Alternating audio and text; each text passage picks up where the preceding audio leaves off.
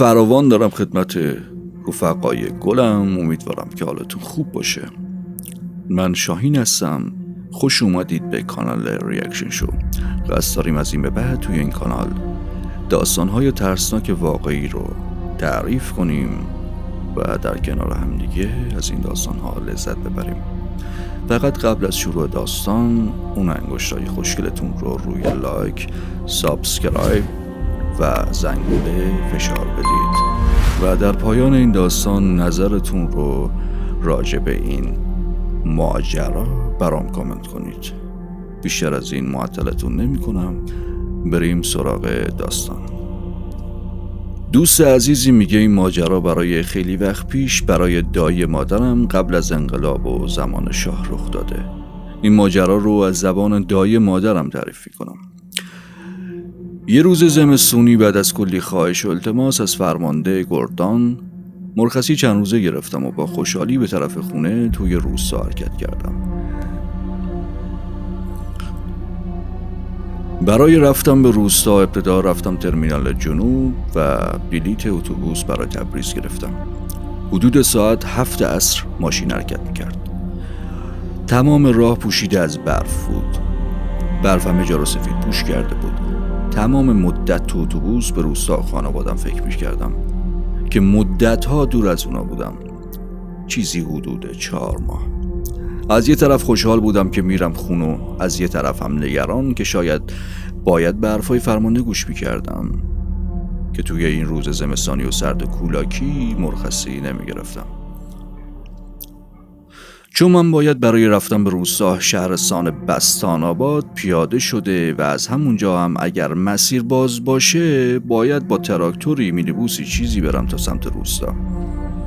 تمام شب توی اتوبوس بیدار بودم و تمام اهالی روستا یکی یکی جلوی چشمام می اومدن. به پدرم فکر می کردم که الان باز مریض شد و گوشه خونه خوابیده، یا مادرم که اگه منو ببینه چه عکس‌العملی نشون میده، یا خالم که باردار و نمیدونم اصلا بچهش دختره پسر، و همچنین برادرم که میدونم این همه مدت که من نبودم حتما خیلی رنج کشیده و به دختر داییم که قراره باهاش ازدواج کنم. نزدیکای سحر بود که اتوبوس به بستان آباد رسید و همونجا از اتوبوس پیاده شدم. هوا خیلی سرد بود و ابری یواش یواش دونه‌های برف داشت میبارید. به خودم گفتم بهتره برم یه چیزی بخورم بعد را بیافتم، چون به شدت احساس سرما میکردم. ضمناً باید منتظر مینیبوس هم میموندم تا بیاد. رفتم طرف قهوه خونه، دیدم زیاد شلوغ نیست. چند دقیقه اونجا نشستم و صبحونه و چای خوردم. بعد از مدتی دیدم بارش برف شدید شد. بنابراین فوراً ساک و وسایلم رو برداشتم و رفتم به سمت مینیبوس.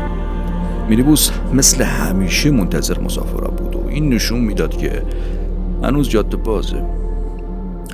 رفتم سوار مینیبوس شدم. بعد از چند دقیقه مینیبوس تقریبا نیمه پر شد و راننده اومد و ماشین رو روشن کرد. حرکت کردیم به سمت روستا.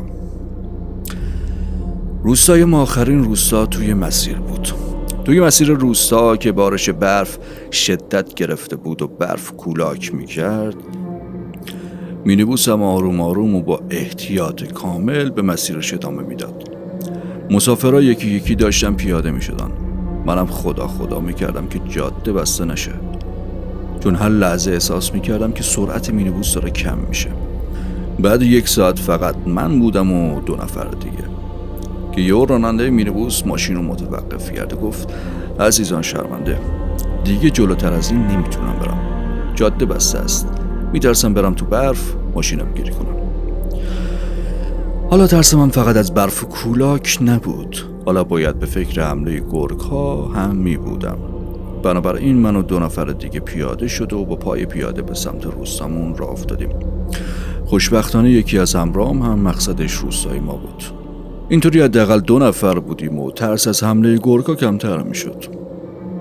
دوست منم خیلی آدم پرحرفی بود و یه ریز در مورد همه چی صحبت میکرد. چاره‌ای نداشتم، باید تحملش میکردم. بالاخره با کلی مشقت کوه رو پشت سر گذاشتیم.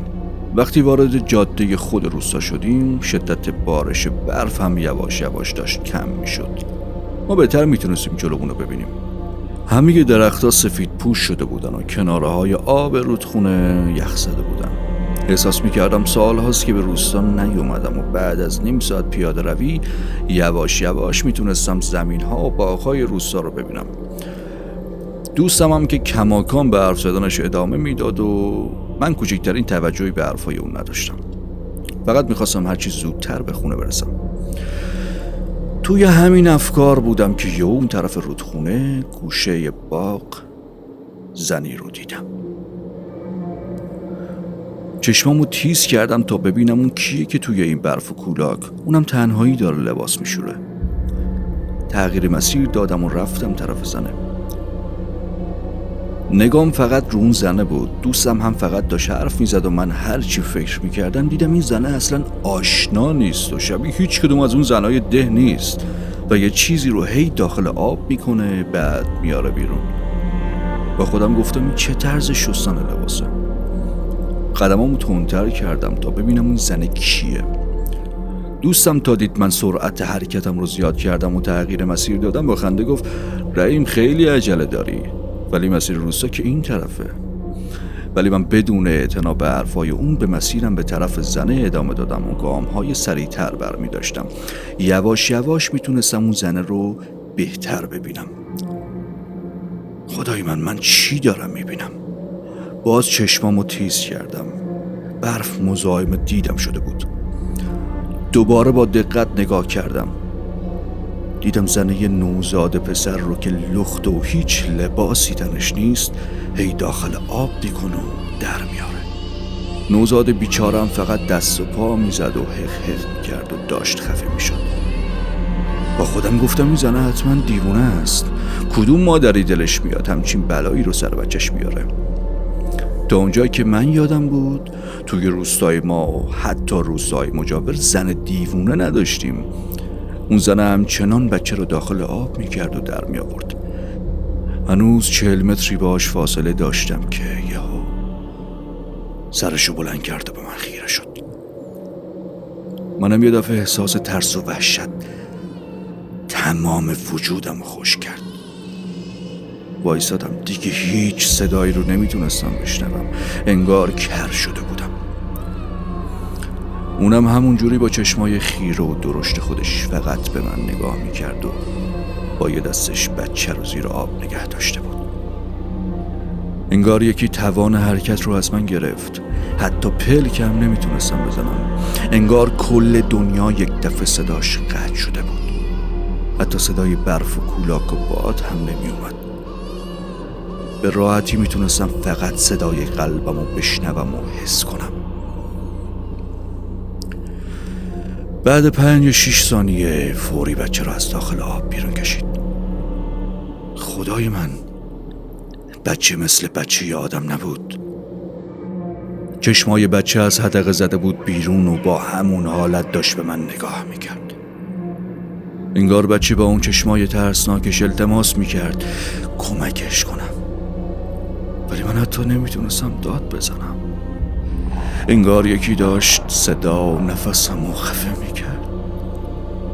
که زنه یهو بچه رو جلوی 2 دستش گرفت و با سرعت فرار کرد طرف داخل باغ. طرز فرار زنه هم عجیب بود. زنه در حالی که 2 دستشو جلوش صاف گرفته بود بچه رو با سرعت داشت میبرد. بچه هم که روش به طرف من بود با چشمای ترسناکش فقط به من زل زده بود و میتونستم التماسشو ببینم. منم فقط به بچه نگاه میکردم و اون به سرعت داشت از من دور میشد. تا آخرین جایی که میتونستم برف و کولاک اجازه میداد با نگاهم دنبالش میکردم. یهو زن وایساد و سرشو برگردون طرف من. یه لحظه نگاهم کرد و یک دفعه پرید پشت درختا.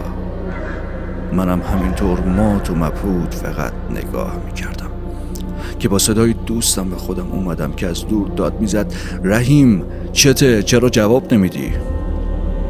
انگار بدنم یه آزاد شد. میتونستم صدای برف و کولاک و باد رو بشنوم.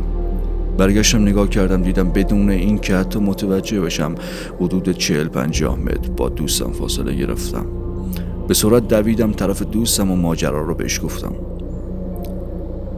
ولی اون گفت که نه زنی دیده نه بچه‌ای. و با حالت تمسخر و خنده به من گفت معلومه تو ارتش خیلی اذیت شدی.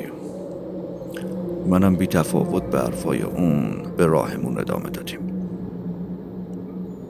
تمام راه داشتم به این فکر میکردم که اون بچه و زنه کی بودن. بعد از حدود 20 دقیقه به خونه رسیدم و دوستم جدا شدم. در زدم، منتظر بودم که الان مادرم یا برادرم میان در رو باز میکنن. هوام خیلی سرد بود. کمی منتظر موندم، دیدم هیچ خبری نشد. دوباره محکم‌تر در زدم که صدای ضعیف پدرم رو شنیدم که میگفت که گفتم منم رحیم، پدر در رو باز کن. اونم با کلی مشقت اومد و در رو باز کرد. تا دیدمش فهمیدم که باز مریض شد و خونه نشین شده. بعد از روبوسی و احوال پرسی ازش پرسیدم تنهایی؟ گفت داره. پرسیدم پس داداش و مادرم کجان؟ پدرم گفت چند دقیقه پیش دختر خالت با گریه و زاری اومد و گفت که خالت که باردار بود، بچهش توی شکمش سخت شده و مرده، برای همین مادرت با داداشت رفتن خونه خالت. تا اینو شنیدم تنم لرزید. بی اختیار گفتم پدر بچهش پسر بود؟ پدرم گفت آره پسر بود. خیلی ممنونم تا اینجای کار با من همراه بودید. اگر دوست داشتید کانال من رو حمایت کنید و نظرتون رو راجع به این داستان توی کامنت ها برام بنویسید.